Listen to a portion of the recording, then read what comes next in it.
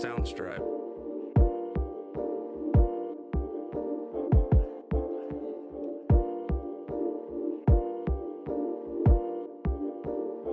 Soundstripe. Welcome to my channel. I'm so glad you decided to stop by today and have a conversation or an observation with me of the new season of Raising Kanan, Season 2, Episode 1. But please just don't stop by. Go ahead and become a part of this family by clicking the subscribe button and the notification bell. That way you can join me each time I load up a new video. Jumping right into it, let's talk about Raising Kanan Season 2, Episode 1. I literally wanted to cry for so many reasons during this episode. Looking at Black culture altogether and seeing that Kanan was crying for help on this episode or during this episode. It first took us to where he was staying in either Virginia or North Carolina. I'm not sure. I think it was Virginia, but they kept talking about the South a lot. As you can tell, I am from the South. You can tell by my draw. Love it. But seeing his cousins playing the Atari, they had an established home. You didn't get the feeling of people running in and out of the house. It just really appeared that Kanan was at peace living there. His mom, of course, by that being her only child, wanted, her son close to her, and that's understandable. But the lifestyle that she's living, basically, is too much for Kanan. He loves his mother passionately, which is why he even did some of the things that he did in season 1, and looking up to his mom as not just his mother, but a person that's on the street that gets praises and that is respected in the community. He loves his mom and is willing to do anything for his mom. But at what cost? I believe by him going to either Virginia or North Carolina, by him being able to go there and really reflect during that time that he was away, seeing that he really wanted to stay in a comfortable environment, and to see him actually going back with his mom against what he really wanted to do. I do realize that his mom says with her mouth, and she probably believes it to a certain extent, that she's doing all of this to better Kanan. But in my opinion, looking at yesterday's or episode 1, it really appears to me that he would rather have the love and the attention from his mom than all of these other things that she has going on in her life. Literally, I wanted to cry. Seeing the way that he was just at peace at his aunt's house, having that family environment, having that family unit, not having to worry about or constantly worrying about the safety of not only him but his mom too. It really made me think of if she was basically being selfish, or why couldn't he just stay in North Carolina or in Virginia where he was best suited. If you really love your children, you would do what's in the best interest of that child. And she is definitely in these streets. She is definitely making moves that can endanger not only herself, but her son as well. So if we take a look at her lifestyle, not only does she want to be financially stable and secure, but she definitely wants to be a woman of power. If you watched season 2, episode 1, you saw that she basically bought the projects. She bought the projects, and she basically she's taking care of all the residents within that particular complex. Why? Because she can afford to do so, and that shows a level of respect um that these people have for her. I mean, she's buying them groceries, and Kanan is looking like, why these people didn't get on the elevator with us? And she's like, well, why don't you ask them? And she gloried in that because she knows that she is the Don. She is the one running these streets right now, especially, I'm bad with names, so forgive me, but especially since her competitor is still locked up. She's feeling on top of the world right now. And it's basically her world. You can tell that her younger brother, the one who has the studio, you can tell that he's totally uninterested in the business anymore. I mean, he really wants out. But in order to make sis happy, he's still trying to hang in there with her. It's just so many dynamics to this, just from our culture alone, that really, really breaks my heart, because so many times this is the story of so many of our brothers and sisters out there. You know, they want a better life. Opportunities are minimum, if any, you know, and wanting to be able to have a way out, willing to do anything to get it, you know. And a lot of times, if you think about it, gangsta rap did not become pretty much mainstream until the early 90s, which is when this particular power universe story takes place. It's in the 90s. And so you didn't have cell phones, you didn't have social media, they didn't have all of these other things, but they still knew how to grind, they still knew the hustle. But at what cost? It looks as if her family is really getting tired as a whole. They're really getting tired of that lifestyle. They just want simplicity. And she doesn't care because she's looking to expand. And that is the case with so many of us. I mean, if you think about it, we are very intuitive people. We create, we do these things, and sadly, our gifts that have been given, something we did not have to buy, they're often sold to the highest bidder. And it just is really, really sad that so many children do get neglected. And a lot of times parents think, well, if I could just have this, if I could just have that, if I have this X amount of dollars or that X amount of dollars, then my life will be great. But what I've learned and what I observed watching this yesterday, Kanan would be thrilled to give all of that up just so he could have his mom, just so he could get a good night's rest, not worrying about what his mother has going on or the dangers that she's putting, or not even dangers, risk that she's putting everyone through.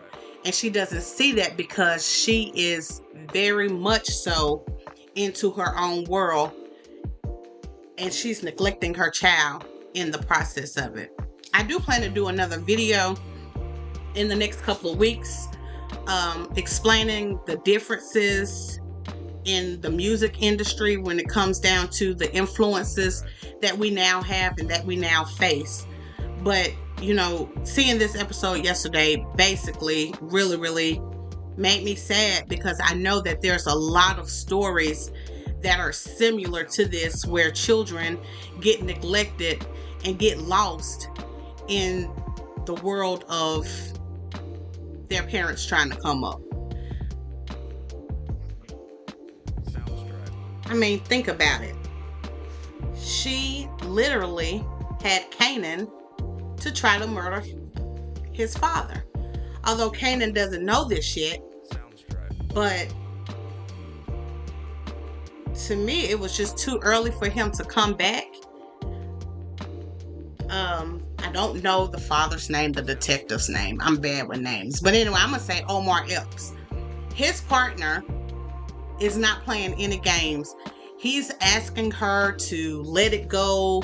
He's asking her to, just let it slide. But his partner wants to get to the bottom of his case at all costs. And I think as the episodes go on, we'll see what she is doing and what she's willing to do to get the person who shot her partner justice. So I really think if Kanan's mom really loves him and cares for him, that she would send him back to where he is best comfortable, where she knows he's going to get great care. Because right now it's all about her. What parent, good parent, would put their children in harm's risk like that? Now, I'm a single mom, and I definitely have taught my daughter how to hustle, but it's nothing illegal. Seem like she would want better for him. If she's making all of this cash, why are you going to introduce him into your world? Especially when you can kind of tell, even in season 1, that he's not ready for it. He admires his mom, so of course he's like, yeah, mom, teach me the game. I want to know this, I want to know that. But he soon realized that it's just not the life for him, and it's really sad. What also touched me about their relationship is that she does care. She came in and she asked him, she said, I want to know what's going on with you. Like, talk to me. And it's good. She's going to actually let a really good guy go, because you can tell that the guy she's seeing really cares a lot for Kanan and really, really cares a lot for her. But she's not willing to submit to that girlfriend role. She's not willing to pipe down and be a lady. She wants to run the world. A relationship is not in her goal as of right now. But she really has a really good man that basically told her, and he was very adamant in episode 1. He said, look, I know you don't want me telling you what to do or telling you about Kanan. And see, I would have told her, well, stop calling me each time you get into a pickle if you don't want to hear my opinion about it. But he was very gentlemanlike, and he basically told her, I understand you don't want me to tell you anything about your son, but please understand that your son shared some things with me. And basically he told her, you need to talk to him. You need to not only talk to him, but you need to listen. Not hear him, but listen. Those are two different things.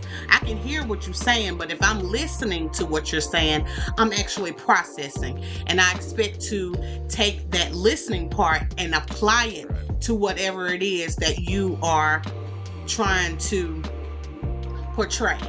So she did go in there in episode 1. She took his advice, her boyfriend's advice, and she actually talked to him. And Kanan was really, really honest with his mom, saying, I thought this is what I wanted, but hey, mom, this is not the life for me. Why do we have to keep doing this? And again, she's like, I'm doing this for you. I'm doing this for you. But are you really? Are you really? Or are you enjoying and reaping the benefits of your lifestyle?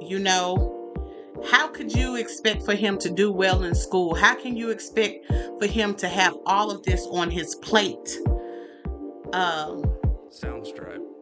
And still be a productive citizen, a productive person. It just seems like, it's just all about her. I'm gonna get off of talking about them, but these are just some scenes that really, really broke my heart. And that just had me to think that a lot of times we don't listen to what our children are saying. Not necessarily with their mouths, but their actions. And it's sad that somebody somewhere couldn't catch Kanan at this point and say, okay, look, son, I'm gonna move you into another direction. Here are some options. And I believe her boyfriend really wants to do that, but she has Kanan on lock when it comes down to her agenda.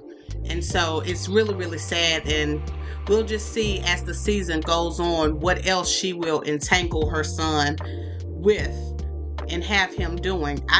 It just blew my mind when she asked him to shoot an officer. And of course he's going to do it. That's his mom, but he is really suffering the consequences. He can't rest. His mental is all messed up, and he's really suffering the consequences of what his actions were at the request of his mom. Last thing I want to talk about is this relationship right here. Again, like I said, I am terrible with names, but as you can see, this is, I believe this is her older brother, followed by his daughter. His daughter lost her girlfriend in season 1 due to, again, the lifestyle that the family holds down. This is another child that my heart just really, really goes out to, because you can tell by her demeanor, even in episode 1, that she's not happy. For them to be living in the 90s, they wear great clothes. I mean, she even boosts sometimes, but they have access to getting the things, the material things that they need. They're not wanting for anything as, children, but they are wanting for love, attention, direction, discipline.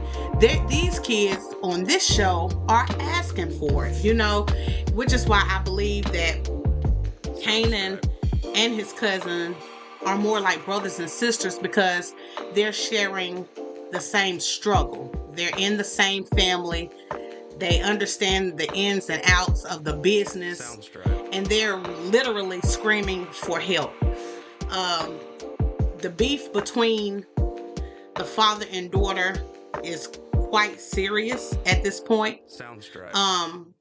I understand in season 1, when they actually got into a physical altercation, that he wanted to step in as a dad, and basically turn his daughter's life around when it came down to her sexual preference. And that's all well and fine, but you have to teach. Children are like tender plants. And it's your job as a parent to not just tell them what to do, but show them what to do. Be an example. And I believe that, she's pretty much raising herself. Whereas Kanan's mom, even though she's ratchet and she's doing these things, it's still very much understood that she loves him in her own interpretation, in her own way. And the same with her brother, because she's there for her niece as well. But her brother is raising a female, and it's different when you are raising a girl. Now, girls need their fathers. I don't care what anyone says, but the father figures in the home makes a huge difference. I am a single mother, but I know that despite how good of a mother I am, that father is needed in the home.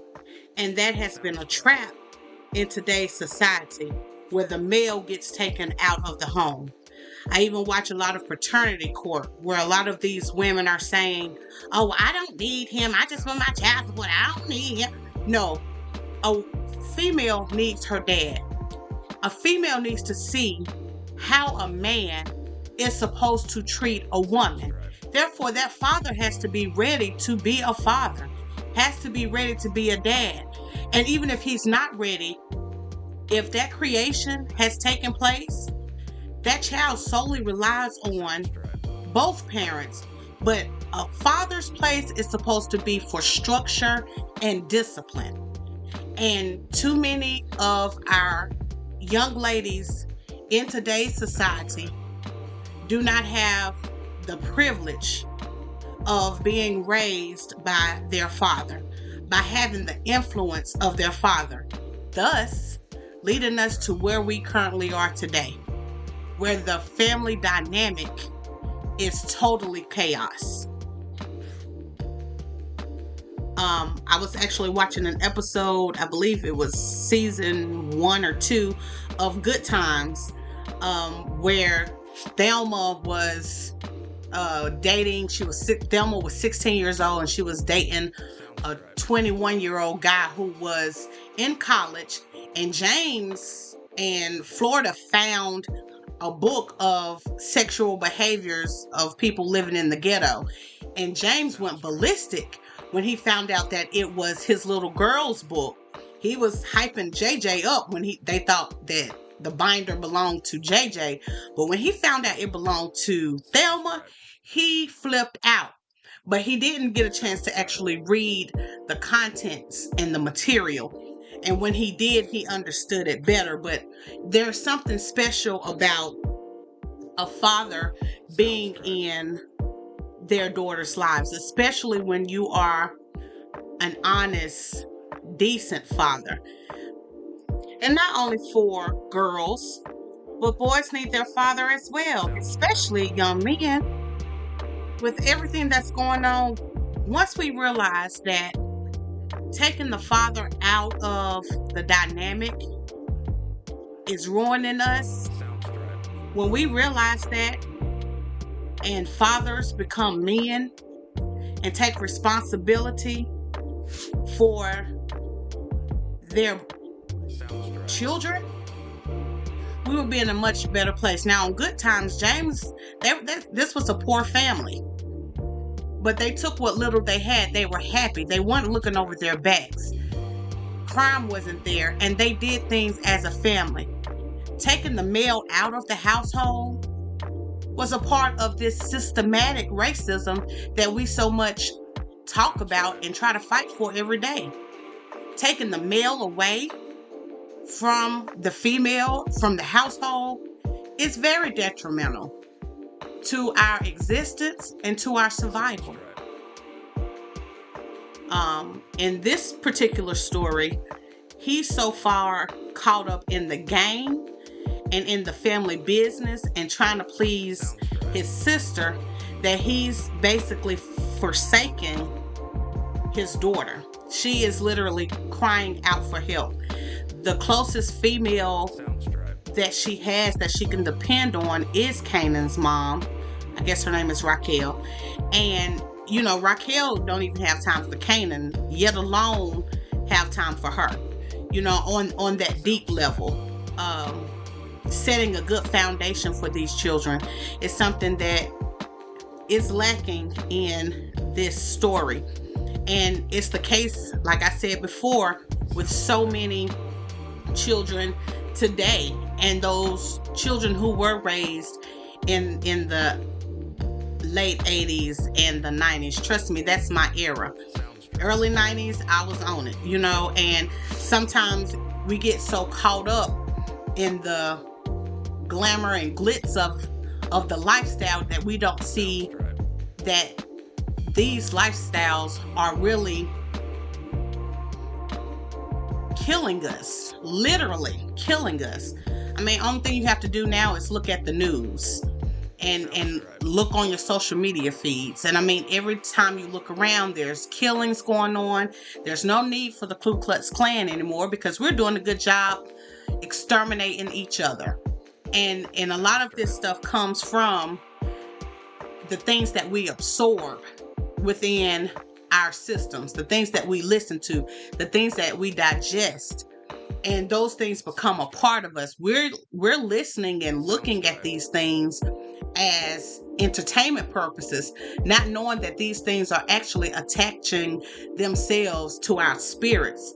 And after a while, we start imitating these people who are living these so-called luxurious lifestyles, who's ghetto fabulous, and we wound up transferring to a road of destruction in the process. So with this storyline on yesterday, it really touched my heart with her too, because she never smiles. if you look at both her and Kanan smiles a little bit, but this particular young lady, she does not smile at all. She always has a sad disposition on her face. And the first person who gave her attention, which was her girlfriend who passed in season 1, that was the only time you really saw her smile. And it was almost like, this is the person who's showing me attention. This is the person who's showing me affection. So this is the direction that I am going to go into because I like it here. She is my happy place. And it's again sad because back in the 90s, you didn't hear of a lot of homosexuality going on in the Black community. Not to say that it wasn't going on, because it was, but you did not hear about it. It was not advertised. It was not put out there like that. So now, knowing that this storyline took place in the 90s and that this was going on, this is something that she's asking for help on, and there's no one to give her help. So it's just a matter of time before we actually see how these particular behaviors that are going on within this particular Power Book series, how it's going to play out. But I do ask that as you're watching any type of show or listening to any type of music, books, whatever it is that you enjoy doing, that you read or that you enjoy these things as entertainment only, and be very careful. You have to guard your spirit. You have to guard your mind when you're watching things like this, because if not, without you even knowing, you're adapting and you're adopting these types of characteristics, these types of traits. And if you don't believe me, just go back to the 70s and look at some of the shows from the 70s, some of the shows from the 80s, and then fast forward to where we are today, and you can see the evolution of change that has taken place just over the last 25, 30 years, which is not a long time. But if we do not address these issues, then we will continue to be on the road of destruction. So I'm grateful that these episodes are out here. They are very entertaining. They keep you on edge. I love it, but I love it from an entertainment perspective. And it's an eye-opener on so many levels of issues that go on within the Black community. And there is a way out, but we'll talk about that at a later date. Again, I'm not going to hold you any longer. I do look forward to continuing this season. If I have any other interesting topics around raising Kanan, I definitely will bring that to your attention. But again, please like, share, subscribe, and comment. I want to know what you think. How, if any, did this episode affect you, or what were your thoughts on this episode? Okay, again, please like, share, and subscribe, and we will see you at the next viewing. Blessings.